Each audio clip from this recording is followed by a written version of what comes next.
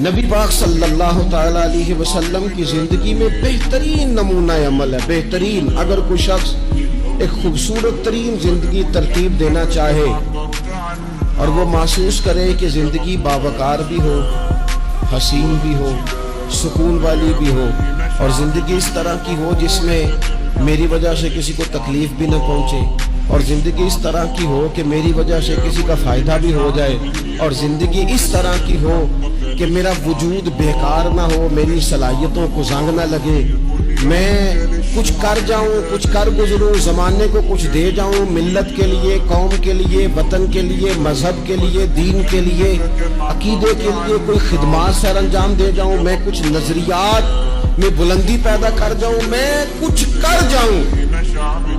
اگر کچھ چاہے کہ میں کچھ کر جاؤں تو لقد کان لکم فی رسول اللہ اسوۃ حسنہ، اور اس کے لیے میرے نبی پاک کی زندگی ایک بہترین نمونہ، بہترین نمونہ۔ ہم نہ جب کچھ کرنا بھی چاہتے ہیں نا تو تب بھی نہ اس میں پہلے اپنا آرام سائڈ پہ کر لیتے ہیں، اپنا سکون سائڈ پہ کر لیتے ہیں، اپنا کھانا پینا، اپنا نفع سائڈ پہ کر لیتے ہیں، پہلے ساری چیزیں اپنی ذات کی اس میں سے مائنس کر کے پھر ہم کچھ کرنا چاہتے ہیں۔ تو ایسے تو نہ کچھ ہوتا، کرنا کچھ نہ پڑے، نام زیادہ ہو، خدمت کوئی بھی نہ ہو، نمبر پہلا ہو، ڈیوٹی کوئی بھی نہ ہو، اجر سب سے زیادہ ہو۔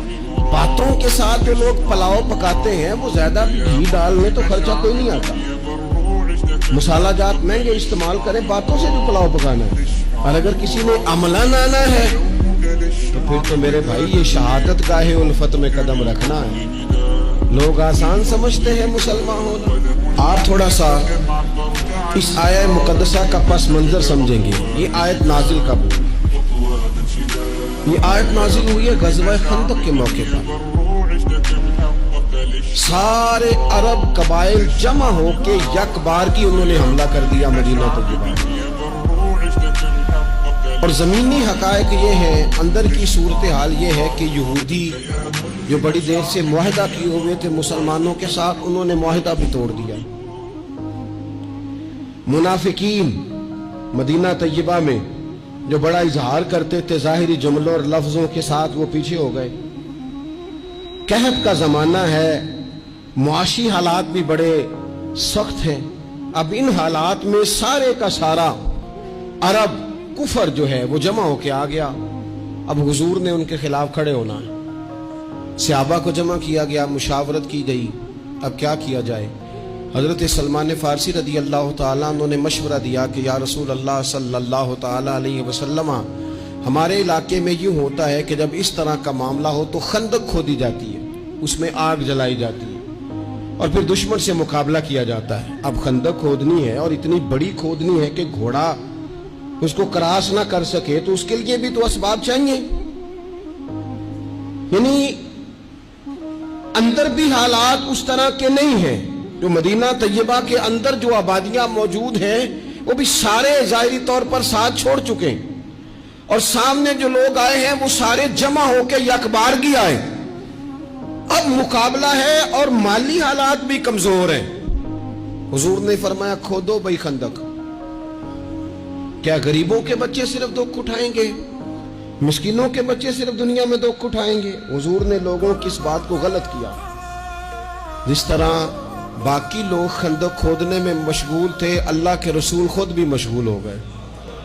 لوگ جیسے اندر سے مٹی اٹھا اٹھا کے خندق سے باہر لاتے تھے، نبی کریم بھی اٹھا کے باہر لاتے تھے۔ جتنی محنت دوسرے کر رہے تھے حضور اس سے ڈبل کر رہے، بلکہ صحابہ فرماتے ہیں درمیان میں کچھ ایسی چٹانیں آئیں جو ہم سے نہیں ٹوٹتی تھی، تو حضور نے فرمایا مجھے دونا تھوڑا، مجھے دونا اوزار، میں تمہیں توڑ کے دیتا ہوں۔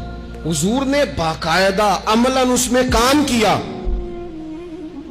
اور جب ہم نے کہا نا یا رسول اللہ ہم نے تو بھوک کی وجہ سے پیٹ پہ پتھر باندھے ہیں، تو حضور نے کپڑا ہٹا کے کہا تم نے اگر ایک باندھا ہے تو میں نے دو باندھے ہوئے ہیں۔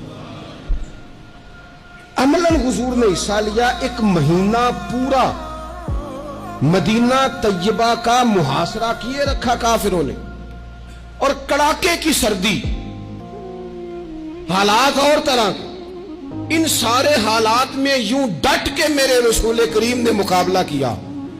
यूं डट के मुकाबला किया कि वो जो आए थे ना महीना पूरे के लिए और सारे जमा होके आए थे, नतीजा ये निकला कि वो एक दूसरे को बुरा भला कहने लगे।